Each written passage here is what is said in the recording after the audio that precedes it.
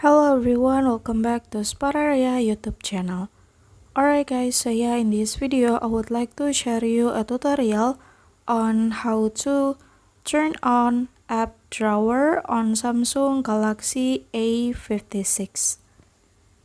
Alright guys, so yeah, if you want the application on your cell phone to not to be so much on the main screen or home screen, so you can activate the app drawer so that all the application on your cell phone are stored in the application drawer without having to be visible on the main screen or your home screen. And how to do that is very easy. So yeah, without any further ado, now let's get started to the tutorial.